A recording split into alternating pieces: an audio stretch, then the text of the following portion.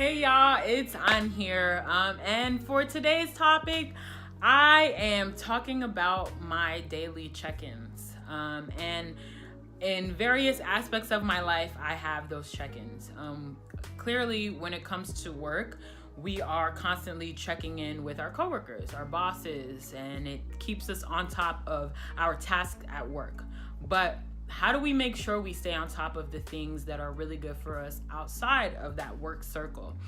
I found that when it came to working out and my overall health, I actually have a group that I kind of look to. I actually have a series of different health groups that I'm in to try to help me stay on track in terms of my diet, in terms of my fitness. Especially when things kind of get crazy, it kind of feels good to just kind of get in a mode where I'm checking in with people and they all are in that mental space and they're in that sector of my life. I say sector because I've already mentioned the work aspect, my professional aspect of checking in, and then I mentioned my health aspect. The next sector is sort of my entrepreneurial sector. And with that, again, I have my group of sisters where we are constantly checking in all the time on what we're doing on our social, what we're doing professionally, product-wise. What are we doing to just kind of stay on top of all of the work that we have to do as entrepreneurs? And every morning we sort of check in, and I feel like it's truly a blessing to check in with them, because when you're kind of by yourself, it's sort of easy to get sort of overwhelmed with all the things you have to do for your business. But it's definitely cool and reassuring to have other women who are there kind of cheering you on and pushing you and reminding you to stay on top of stuff. The other kind of personal sectors I have is between my sorority and also like my family and with my fiance Alan. And all of those personable ones, we check in all differently. Of course, with Alan, him and I check in daily. Since he leaves so early in the morning, we kind of check in the morning and we have certain discussions. But midday, we might shoot each other a text. And then when we come home, we touch base again, just about where we at.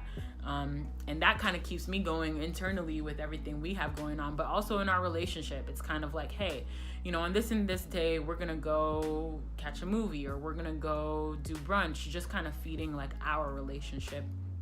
And that's very similar to my family and with my sorority, which they're both sort of family, but in both sides, it's like calling, texting, checking in, fellowshipping, those kind of things is really what keeps us connected. And it's almost like you kind of have to make a little bit of time almost every day if you can for all of these things, just to kind of keep you balanced. If it's just a group text where it's just like, hey, you'll have people that are kind of checking in everything that you're doing.